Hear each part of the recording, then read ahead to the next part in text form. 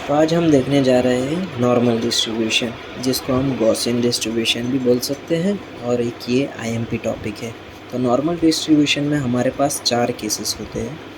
एक केस होता है ग्रेटर देन के लिए, ग्रेटर देन के पॉजिटिव z1 के लिए, और ग्रेटर देन के लिए माइनस z1 के लिए। इसमें जो कैपिटल Z, ये कैपिटल Z है, ये capital Z as it is ही रहेगा, और z1 हमें क्वेश्चन में दिया होगा। और सेम इसमें भी लेस देन के लिए एक पॉजिटिव z1 के लिए है और एक लेस देन के लिए माइनस z1 के लिए है, ठीक है। अब इसे हमें जो इसकी मेन इक्वेशन है, जो ये लास्ट वाला स्टेप है, वो कैसे याद रखते हो हम एक बार देख लेते हैं। तो इन सभी में हर एक में 0.5 0.5 0.5 कॉमन है, ठीक है। अगर हमारे पास ग्रेटर देन है और वो पॉजिटिव टर्म है तो यहाँ पे हमें माइनस कर देना है, साइन चेंज कर देना है। और अगर ग्रेटर देन है और माइनस है तो पॉजिटिव कर देना है, यानी साइन चेंज करना है। और ये p of 0 less than z1 common है सभी में, ठीक है। ये इक्वल टू का उतना कोई मसला नहीं है, क्योंकि हमें ये वैल्यू हमें z टेबल में फाइंड करनी है। और अगर हमारे पास लेस देन है, अगर पॉजिटिव है तो पॉजिटिव प्लस रख दो, और अगर नेगेटिव है तो माइनस रख दो, और ये भी सेम ही रहेगा सभी में, ठीक है। और एक ये हमारे पास है इक्वेशन, जो हमें अगर लिमिट अगर काफ़ी ज़्यादा दी है तो उसको रिड्यूस करने के लिए हमें ये वाली इक्वेशन यूज़ करनी होगी। तो ये चीज़ हमें समझ में आ गई। माइनस है तो माइनस, लेस देन के लिए अगर लेस देन के लिए पूछते हैं तो सेम साइन रखनी है, और अगर ग्रेटर देन के लिए अगर कोई भी साइन का अगर मसला हो तो उसको अल्टरनेट कर देना है, ठीक है। तो पहले क्वेश्चन पे आते हैं। What is the probability that a standard normal variate z will be greater than 1.09। तो हमारा z क्या है, ग्रेटर देन 1.09। तो ये क्या है हमारा z1, ये क्या है हमारा z1।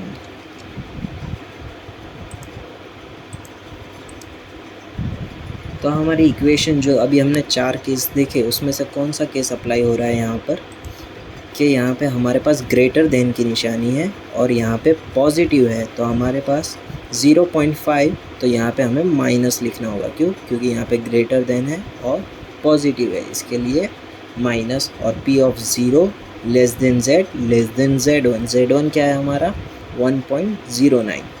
एक बार वो केस भी बता देते हैं।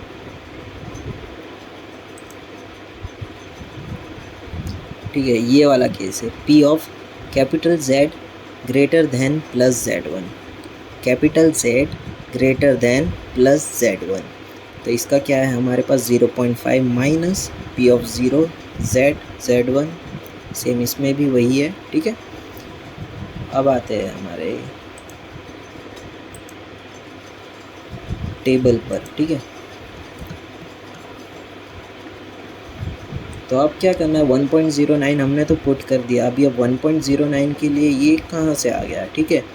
तो इसके लिए हमें क्या करना होगा, पहले z टेबल चाहिए। इसके लिए हमें ये क्या आएगा, हाँ,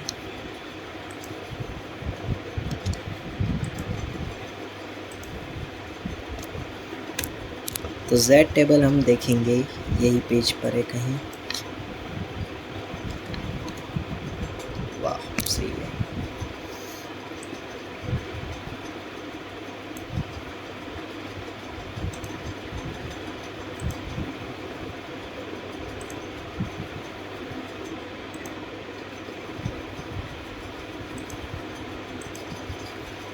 ठीक है, ये हमारा है z टेबल। इसके अंदर हमें 1.09 की वैल्यू फाइंड करनी होगी।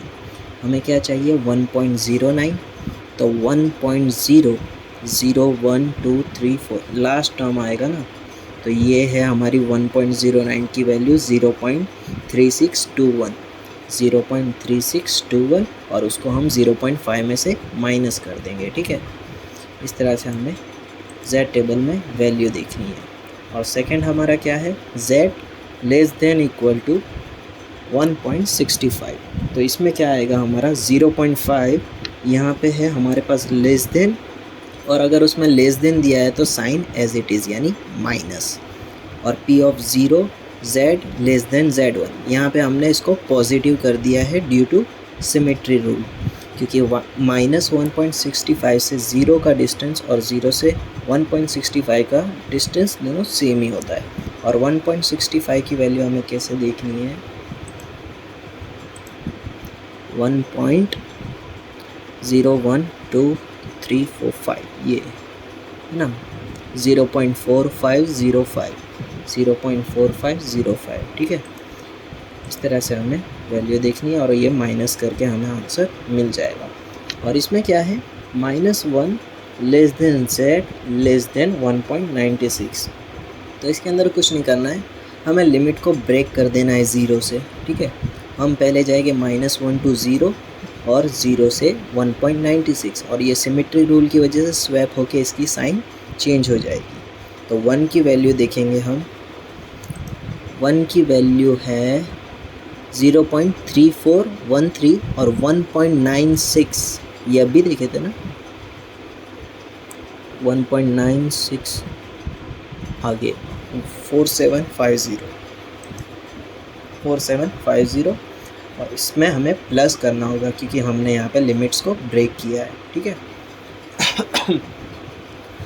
फोर्थ है हमारा 1.25 से 2.75 के लिए हमें Z डिस्ट्रीब्यूशन हमें फाइंड करना है। तो हम कैसे करेंगे, इसमें कुछ नहीं करना है, पहले हम 0 to 2.75 जाएंगे। 2.75 की वैल्यू क्या है हमारी, 2.7 0 1 2 3 4 5 0.4970, ठीक है। 0.4970 लिख दिया हमने, और यहाँ पे हम गए हैं 0 to 1.25। ये क्यों गए हैं हम, समझाता हूँ एक मिनट। तो इसमें हमने क्या किया है, हमें फाइंड करना है, यहाँ पे हमने 0 ले लिया था और यहाँ पे हमने 1.25 और ये हमें चाहिए 2.75। तो हमने यहाँ पे क्या किया है कि हमने पहले अभी हमने फाइंड कर लिया, ठीक है। तो हमने अभी यहाँ पे माइनस का टर्म यूज़ किया, वो है 0 to 1.25। और अगर हम ये टर्म में से इतना टर्म हम माइनस कर देंगे तो जो हमें रिक्वायर्ड है 1.25 to 2.75 वो टर्म हमें मिल जाएगा, ठीक है। इसके लिए हमने यहाँ पे माइनस लिया है 0 to 1.25 के लिए, और 1.25 की वैल्यू टेबल में है 1.2 0 1 2 3 4 ये है, ठीक है। सॉरी उसके आगे की थी, तो वो माइनस कर दी गया, ठीक है।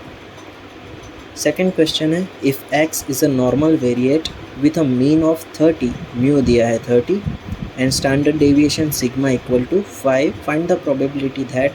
इसमें ये जो लिमिट्स है वो ज़्यादा है, तो इसके अंदर हम क्या करेंगे, इन्हें रिड्यूस करेंगे। ये हमारी फॉर्मूला है, इसके अंदर हमें मीन तो मिल गया है और सिग्मा भी हमें मिल गया है।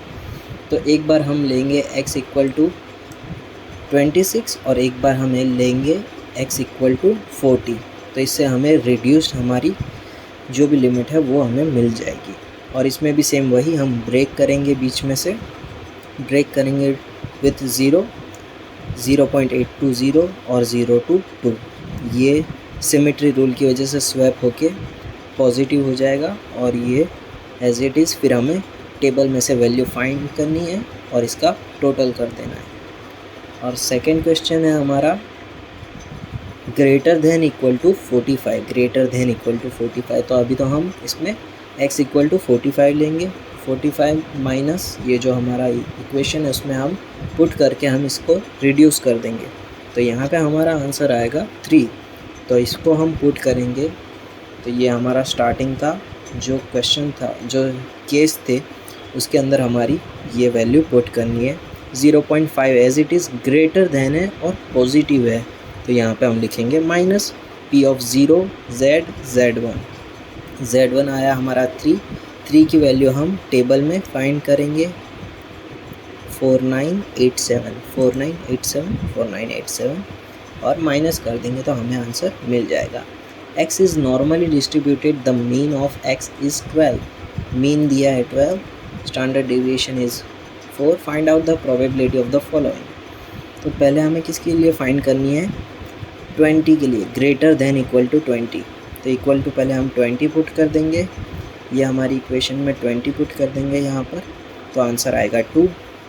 तो P of Z greater than equal to 2, 0.5 रखेंगे, यहाँ पे ग्रेटर देन है और ये पॉजिटिव है तो यहाँ पे रख देंगे हम माइनस।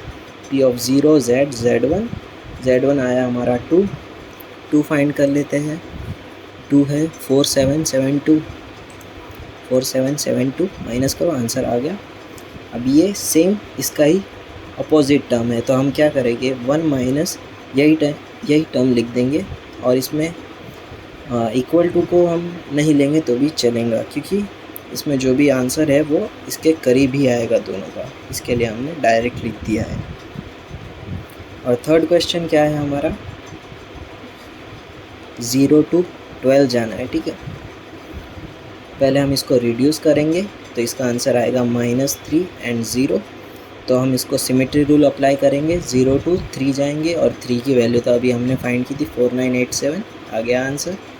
फोर्थ क्वेश्चन है, a manufacturer known from his experience that the resistance of the resistor he produce is normal, ठीक है, मीन है और स्टैंडर्ड डेविएशन है ohms. What percentage of resistor will have the resistance between 98 and 102। तो एक बार हमें ये जो हमारी इक्वेशन है उसमें एक बार 98 पुट करना है और एक बार 102, तो इसमें हमें मिल रही है लिमिट ऑफ -1 एंड 1, तो कुछ नहीं करना है, -1 to 0 जाना है और 0 to 1 जाना है, सिमेट्री रूल अप्लाई करना है और ये स्वैप होके पॉजिटिव हो जाएगा, ठीक है। दोनों टर्म सेम हो गई है, ये 2 टाइम हो जाएगी, फिर +2 हो गया ना, 2 हो गया ना ये इसके लिए। और 1 का हम टेबल वैल्यू देखें तो देखी थी, हाँ ये 0.3413, ठीक है, 0.3413, उसको 2 से मल्टीप्लाई कर देना तो आंसर मिल जाएगा। और हाँ, परसेंटेज में फाइंड करना है तो multiply by 100 and percentage sign. ये हमारा लास्ट सम है, हमने 5 क्वेश्चंस किए हैं, ठीक है। The average seasonal rainfall in a place is 16 inches. Average दिया है, एवरेज यानी मीन होगा, ठीक है, एवरेज यानी mean 16 inches, mu equal to 16, with a standard deviation of 4 inches, यानी sigma equal to 4। What is the probability that the rainfall is that place will be between 20 to 24 inches in a year. तो एक बार हम इसमें 20 put करेंगे और एक बार हम 24 put करेंगे, तो इससे हमारी रेडियस लिमिट मिल जाएगी 1 to 2। तो ये 1 to 2 को हम कैसे हम सॉल्व करेंगे, ठीक है, वो देखते हैं। 1 से 2 जाना है हमें, ठीक है। तो एक काम करेंगे, हम 0 से 2 जाते हैं, ठीक है, 0 से 2 जाएंगे हम और हमें चाहिए 1 to 2। तो एक काम करते हैं, हम 0 to 2 फाइंड कर लेते हैं और ये जो 0 to 1 है उसको हम उसमें से माइनस कर देंगे, तो हमें 1 to 2 का डिस्टेंस जो भी z वैल्यू है वो मिल जाएगी, ठीक है। वही करेंगे, हम 0 to 2 जाएंगे और 0 to 1 को हम उसमें से माइनस कर देंगे, 2 और 1 की वैल्यू पुट कर देंगे और आंसर आ जाएगा, ठीक है। और यहाँ पे हमारा नॉर्मल डिस्ट्रीब्यूशन है ख़त्म हो चुका है।